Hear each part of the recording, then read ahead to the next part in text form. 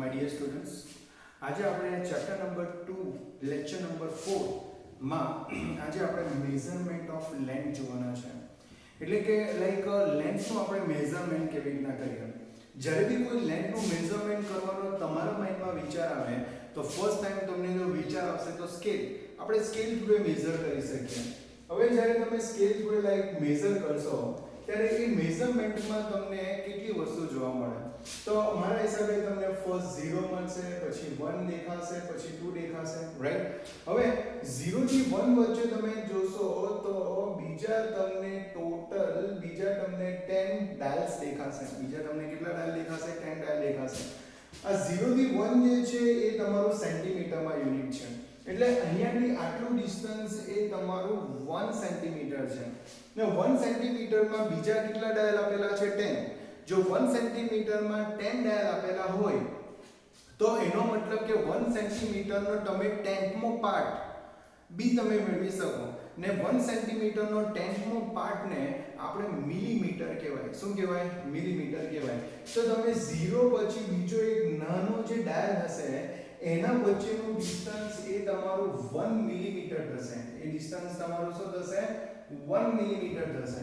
ને આમાં 10 millimetre together થઈને તમારું 1 સેન્ટીમીટર આપશે. ઓકે, સો 0 થી 1 સેન્ટીમીટર છે ખરા, પણ એના વચ્ચે 10 ડાયલ્સ છે. તો એનો મતલબ કે એ 10 ડાયલ્સનો 1 પાર્ટ જે છે એ સેન્ટીમીટરનો 10 પાર્ટ આપે. ને સેન્ટીમીટરનો 10 પાર્ટ એ તમારું મિલીમીટર કહેવાય.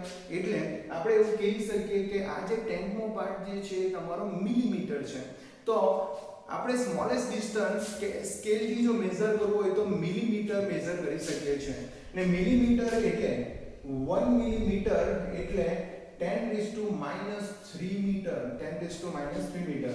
તો અહીંયા જો આપણે કોઈ મેઝર કરી શકીએ તો 10⁻³ મીટર મેઝર કરી શકીએ, રાઈટ. સ્કેલથી આપણે કેટલું મેઝર કરી શકીએ? 10⁻³.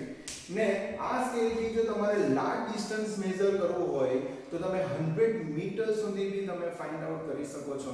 સો a scale can be measured from 10⁻³ meter to 100 meter. 10⁻³ meter to 100 meter. એક મેઝરિંગ સ્કેલ થ્રુ આપણે આટલું મેઝર કરી શકીએ. Okay, so meter scale use the length from 10⁻³ meter, that is a 1 millimeter, to 10⁻² meter means 100 meter. Okay, આ તમારું metre scale છે. હવે નાઉ પ્રેક્ટિકલમાં 11th ના પ્રેક્ટિકલમાં આ એક ઇન્સ્ટ્રુમેન્ટ આવશે વર્નિયર કેલિપર્સ. ને વર્નિયર કેલિપર્સ જે છે ને આ મિલીમીટર પાર્ટને બી 10 પાર્ટમાં ડિવાઇડેડ કરી નાખેલું છે. એટલે મિલીમીટરને બી કેટલા પાર્ટમાં? 10 પાર્ટમાં. જે રીતે સેન્ટીમીટરને 10 પાર્ટમાં ડિવાઇડેડ કર્યું તો મિલીમીટરમાં આવ્યું. તો એટલે મિલીમીટરને બી કેટલા પાર્ટમાં ડિવાઇડેડ કર્યું? 10 પાર્ટમાં ડિવાઇડેડ કર્યું. તો એના લીધે 10⁻³ ની જગ્યાએ આપણે ક્યાં સુધી મેઝર કરી શકીએ? With accuracy. કેટલી એક્યુરેસીથી મેઝર કરી શકીએ? 10⁻⁴ મીટરની એક્યુરેસીથી મેઝર કરી શકીએ. સો ધ્યાન રાખજો, a vernier calipers is used for the land to an accuracy of 10⁻⁴ meter. So meter scale કરતા બી જો તમારે વધારે એક્યુરેસીથી મેઝર કરવું હોય તો વર્નિયર કેલિપર્સ યુઝ કરી શકો. વર્નિયર કેલિપર્સ થી આપણે 10⁻⁴ મીટર સુધી જઈ શકીએ છીએ. ઓકે, ને આના પછી એક સ્ક્રૂ ગેજ ને સ્ફેરોમીટર આવશે. આ બી 11th ના પ્રેક્ટિકલમાં છે. સ્ક્રૂ ગેજ ને સ્ફેરોમીટર જે છે એ મિલીમીટરનો 100મો પાર્ટ, મિલીમીટરને 100ના પાર્ટમાં ડિવાઇડેડ કરે. હવે જ્યારે મિલીમીટરને 100ના પાર્ટમાં ડિવાઇડેડ કરશે ત્યારે 10⁻⁻⁴ ની જગ્યાએ 10 ક્યાં સુધી આવશે? -5 લગીને આવશે. So a screw gauge or a spherometer can be used to measure a length up to 10⁻⁵ meter. કેમ કે મિલીમીટરનો 100મો પાર્ટ આપે. 100મો પાર્ટ આપે એટલે 10⁻³ તો ખરા, પણ 100 એટલે બીજા 10⁻² એડ કરવા પડશે. એટલે 10 કેટલા આવશે? -5.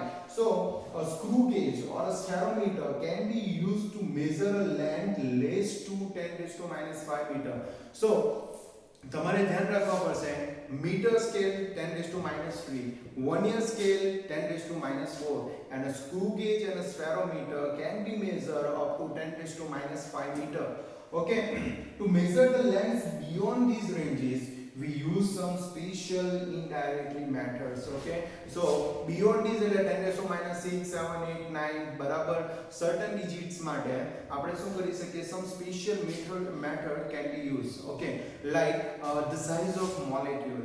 Okay, if we know about the size of molecule, it just in a 10 raised to minus 8 meter between to 10 raised to minus 10. So it between 10 raised to minus 8 to 10 raised to minus 10 meter. હવે જ્યારે આપણે 10 raised to minus 8 to 10 raised to minus 10 meter measure કરવું હોય તો પહેલી વસ્તુ એ ધ્યાન રાખજો કે તમારે જે વસ્તુ મેઝર કરવું છે બરાબર એના માટે જે તમે સ્કેલ યુઝ કરો એ એના કરતા બી સ્મોલ હોવો જોઈએ, એના કરતા બી શું હોવો જોઈએ, સ્મોલ હોવો જોઈએ. ઓકે, લાઈક કિલોમીટર જો તમારે મેઝર કરવું હોય તો મીટર ખબર હોવું જોઈએ, મીટર જો તમારે મેઝર કરવું હોય તો સેન્ટીમીટર ખબર હોવું જોઈએ, સેન્ટીમીટર મેઝર કરવું હોય તો મિલીમીટર જરૂરી છે. એટલે જે બી તમારે ફાઇન્ડ આઉટ કરવું છે એના માટે, મેઝર કરવું છે એના માટે જે તમે યુઝ કરશો એ યુનિટ એના કરતા લેસ હોવો જોઈએ તો જ એને તમે ફાઇન્ડ આઉટ કરી શકો. સો 10 raised to minus 8 to 10 raised to minus 10 મીટરની રેન્જ મારે ફાઇન્ડ આઉટ કરવી છે. સપોઝ આપણે એક સિમ્પલ માઇક્રોસ્કોપ આપણે યુઝ કરીએ કે જેમાં આપણે વિઝિબલ લાઇટ યુઝ કરીએ તો એ વિઝિબલ લાઇટની વેવલેન્થ 4000 એંગસ્ટ્રોમ ટુ 7000 એંગસ્ટ્રોમ હોય. 1 angstrom equal to, if you don't know, 1 angstrom equal to 10 raised to minus 10 meter. 1 angstrom equal to 10 raised to minus 10 meter. Suppose 4000 angstrom છે, suppose 4000 angstrom છે તો 4000 એટલે 10 raised to 3, 4000 એટલે 10 raised to 3. 10 raised to minus 10 માંથી 10 raised to plus 3 minus કરો તો કેટલા આવશે, 4 into 10 raised to minus 7 meter. હવે આ તમારી રેન્જ 10 raised to minus 7 મીટરમાં છે ને આ રેન્જ કેમાં છે 10 raised to minus 8 મીટરમાં.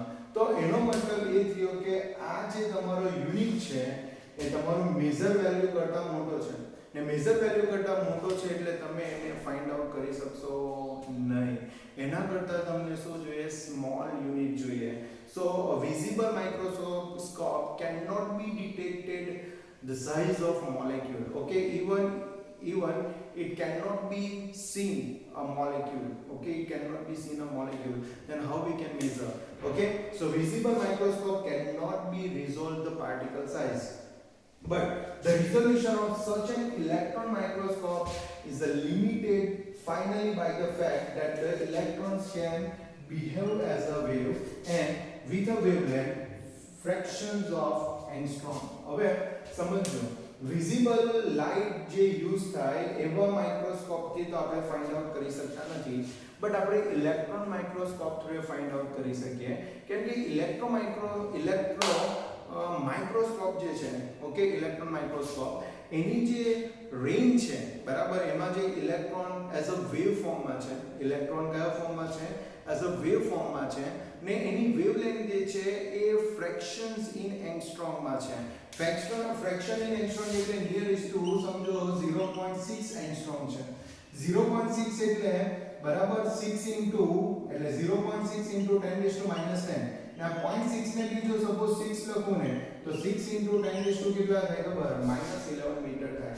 હવે આ 10 raised to -11 જે છે 10 raised to -8 એટલે 10 raised to -10 કરતા લેસ છે ને લેસ યુનિટ થી આપણે ગ્રેટર યુનિટ ને અથવા તો ગ્રેટર મેઝરમેન્ટ, ગ્રેટર વસ્તુને આપણે મેઝર કરી શકીએ છીએ.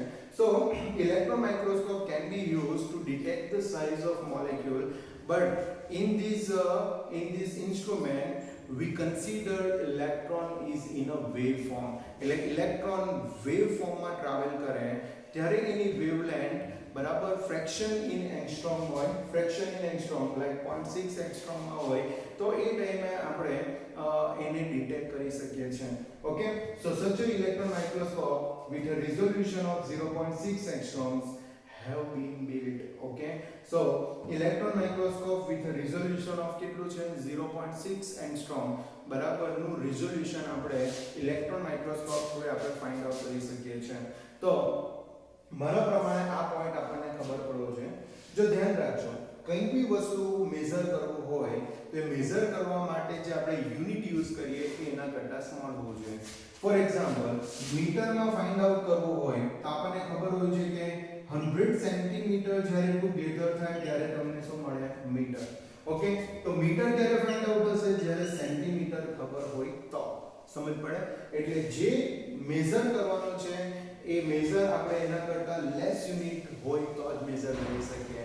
એટલે મોલેક્યુલની સાઇઝ 10⁻⁸ મીટર to 10⁻⁻10 મીટર છે, તો આપણા પાસે પણ એવું મેઝરમેન્ટ હોવું જોઈએ કે જે એના કરતા લેસ હોવું જોઈએ. વિઝિબલ માઇક્રોસ્કોપની વાત કરીએ તો એની રેન્જ આના કરતા ગ્રેટર છે, એટલે મેઝર થઈ શકશે નહીં. બટ ઇલેક્ટ્રોન માઇક્રોસ્કોપની રેન્જ આના કરતા લેસ છે, એટલે આપણે મેઝર કરી શકીએ. So simply we have to know visible microscope cannot measure the size of molecule, but electron microscope can measure the size of electron and having a resolution up to 0.6 angstroms. Okay, so this is the measurement of a length, and for a very small measurement of a length that we discussed today.